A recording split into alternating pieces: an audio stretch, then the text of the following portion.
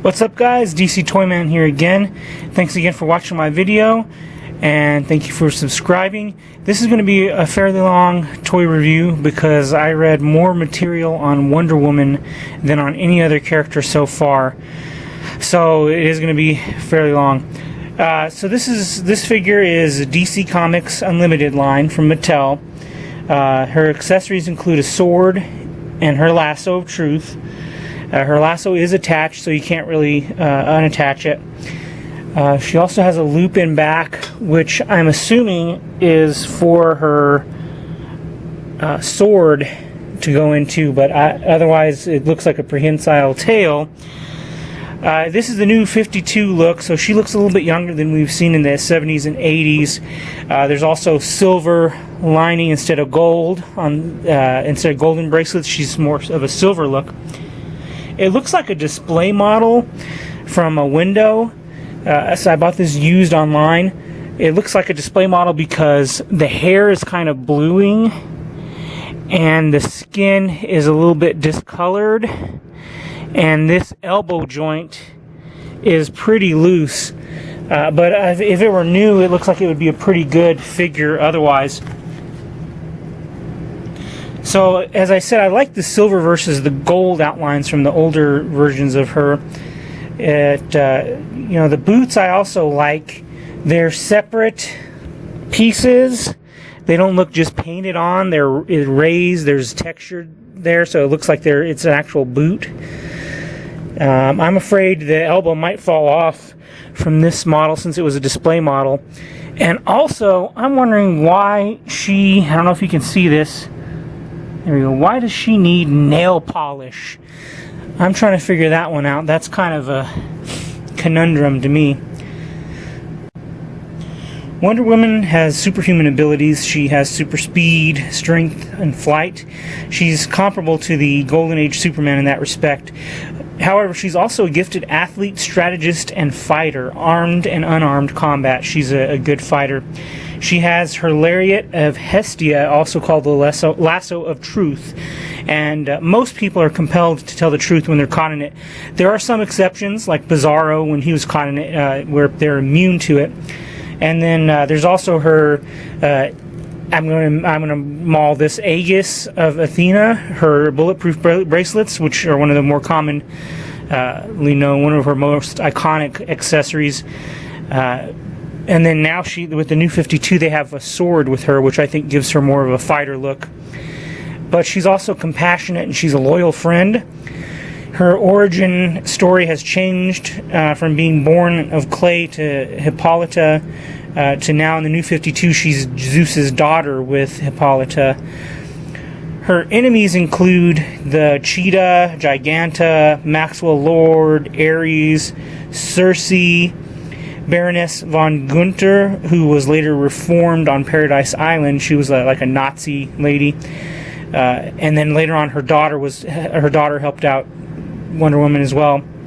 But she's also tangled with Hades, and then there were some, more off-the-wall villains like Dr. Cyber and Dr. Psycho.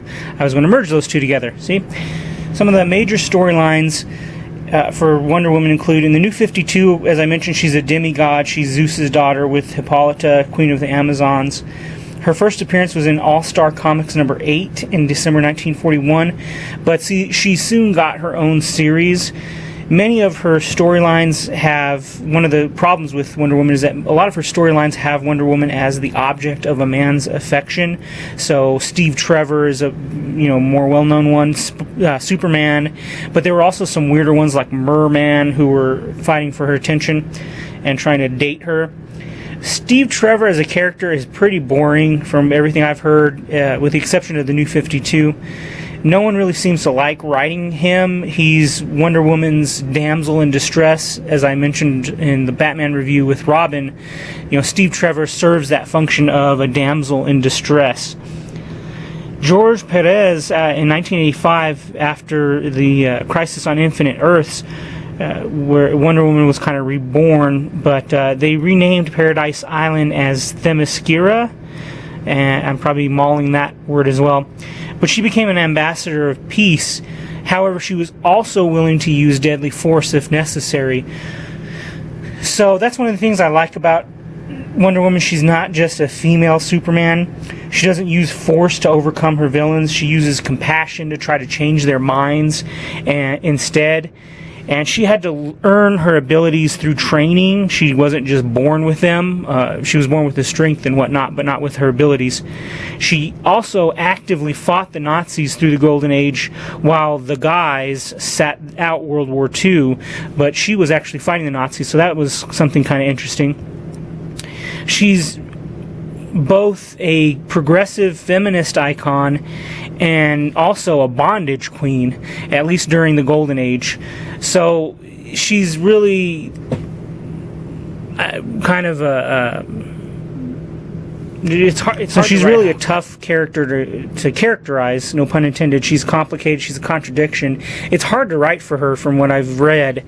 Male and female writers both find her tough. It's difficult to characterize her. I mean, is she an ambassador of peace? Is she a warrior princess? Or is she the secretary for the Justice Society of America?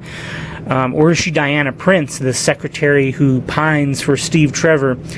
She's, again, as I said, often relegated to a love interest role. Steve Trevor and Superman have, been involved with her. Superman, in Kingdom Come, The Dark Knight Strikes Again, and now the New 52, Superman has been a love interest for her, and she's been his love interest. So that kind of relegates her to a secondary role instead of being front and center, which is one of the problems that a lot of people have with her character. Also, is she Greek? Is she Roman? Is she American? They have Greek and Roman names mixed up for the gods early on in her series in the Golden Age and Silver Age, but she wears the United States colors. So in the New 52, I think they've modernized her in a good way, and they've made her relevant while also maintaining the Greek mythology. There's some good representation of the gods. Hermes is a man with winged chicken legs. Hades is a child with a crown of candles, and Poseidon is represented as a whale-like water monster. So they've got some good representations of the Greek gods in the New 52. But again, as I said, she's kind of a contradiction, which leads me to her creator.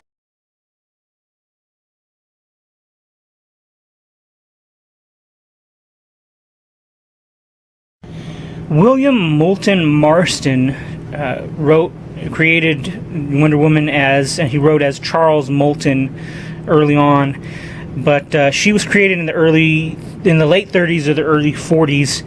His wife, Elizabeth, was most likely the one who suggested the idea of a female superhero who used love and not her fists to solve problems. He had an unconventional life, William Marston. He lived with his wife and their domestic partner, Olive Byrne. He had 2 kids with each woman. And Elizabeth and Olive actually seemed to be good friends. They lived together even after William died. Liz kept working, and she supported Olive and all 4 of the kids. So it's kind of a weird, unconventional polyamorous relationship. William Moulton Marston was a psychologist. His research included the systolic blood pressure test with his wife Elizabeth, and this was later used for the polygraph, the lie detector tests.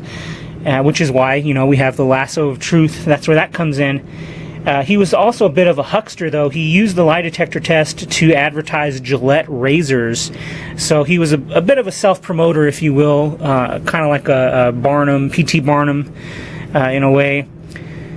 Wonder Woman had, again, these elements of his wife, the lasso of truth, but also Olive Byrne, the bulletproof bracelets. Olive was fond of large metallic bracelets, and of course Elizabeth helped on the research that led to the lie detector test.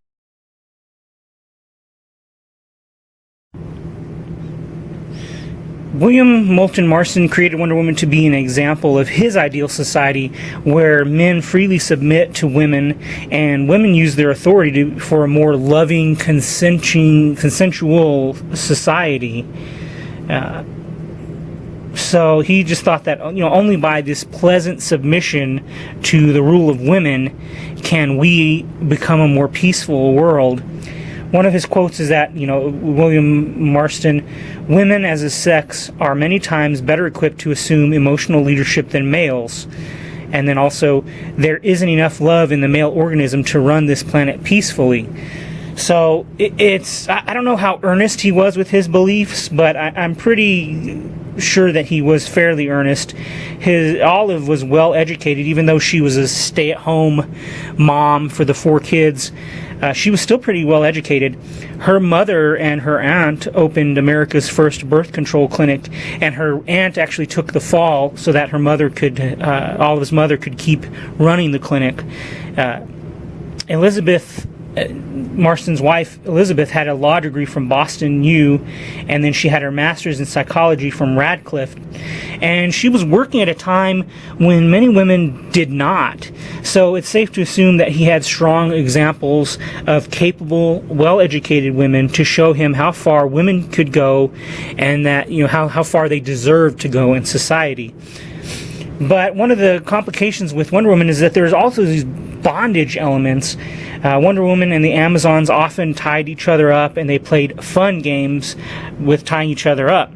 Wonder Woman was also often tied up by enemies, and usually because, Steve Trevor is a wuss, and he would be tied up, so she would try to save him, and in the process she would get tied up. Another quote from Marston is that, the only hope for peace is to teach people who are full of pep and unbound force to enjoy being bound.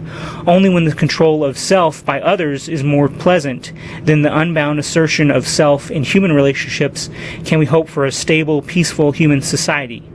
Giving to others, being controlled by them, submitting to other people cannot possibly be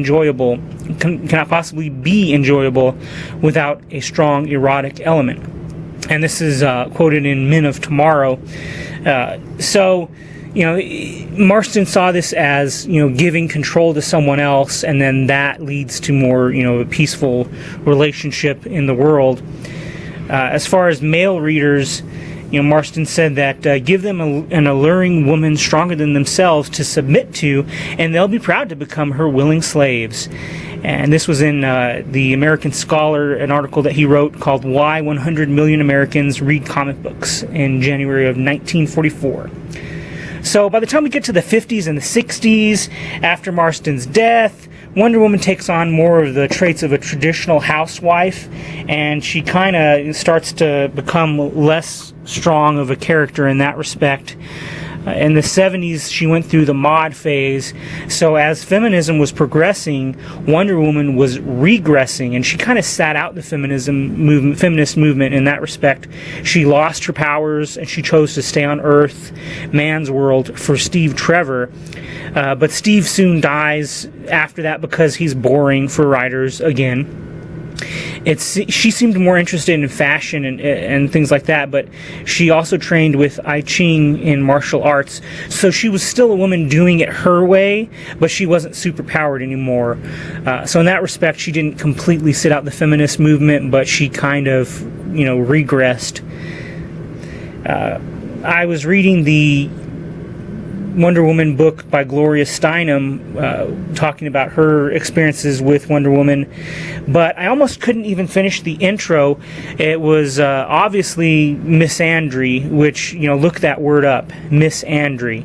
It's basically like misogyny, but it's against men. This is Gloria Steinem, the woman. She's the woman who said that a woman needs a man like a fish needs a bicycle. Haha, it's funny, but it's sexist. So think of it this way. You see a lot of commercials where men are too stupid to take care of kids while their wives are out, but without getting raw chicken on the coffee table and making a big mess. But how many commercials do you see where women can't balance their checkbook without their husband? None, because that would be sexist, right? So we're in a post-feminist world where a good man and his wife or his partner can both work, and he can still come home and do dishes and do the laundry. So there's nothing wrong. What I'm saying here is what's bad, to turn the phrase, what's bad for the goose is bad for the gander, where, instead of flipping it the other way where, men and women need equal rights, Instead, it's become where, you know, men are just worthless and women are supposed to rule the world. So it's obvious in Gloria Steinem's intro that she buys into this, and I understand it's like we're 40 years removed by now, but we're seeing the effects even today, where, you know, it's okay to be sexist against men, but against women, then it's sexism. That's the only thing I'm pointing out. And we get to the movies and TV part. Of course, Linda Carter played Wonder Woman in the 1970s, but she's also been represented in the animated series Super Friends, Justice League Unlimited, and now Gal Gadot is going to play her. In the 1970 show with Linda Carter, obviously that's the most iconic version of Wonder Woman. She introduced the Wonder Spin, where she went from normal to Wonder Woman. So that's, you know, one of the things that became part of the Wonder Woman lore. In Justice League and Justice League Unlimited, Wonder Woman pined over Steve Trevor and Batman. So here we go with the same old feminist issues, where she's just a minor character. She takes backseat, and everyone else, the men, are the ones in the main characters. So that's one of the problems that I have with her, and that a lot of other, you know, feminists and post-feminists have with her character. You know, I haven't really read anything on moral philosophy with her, as far as moral philosophy goes. I think she would be considered a virtuous woman. She does the right thing, and most of the time, and she does it for the right reasons, and she does it in the right way, with the exception of killing Maxwell Lord. But that, you know, her killing Maxwell Lord was, you know, justified, I think. It's kind of up for interpretation, but, you know, I think she was justified in killing him. He was going to use Superman as a puppet to kill other people, and he told her that much. I'm going to kill, you know, everyone, so you're going to have to kill me. So she did what the guys were unwilling to do, or unable to do, and she, you know, manned up, pun intended, and she killed Maxwell Lord. And in closing, Wonder Woman is a complicated character, but despite all these contradictions, she still empowers women, and she's still an iconic figure in that respect. There's the quote from Marston. It's going to be the last quote from Marston, but you know, he had said that not even girls want to be girls, as long as our feminine archetype lacks force, strength, and power. Not wanting to be girls, they don't want to be tender, submissive, peace-loving, as good women are. Women's strong qualities have become despised because of their weaknesses. The obvious remedy is to create a feminine character with all the strength of Superman, plus all the allure of a good and beautiful woman.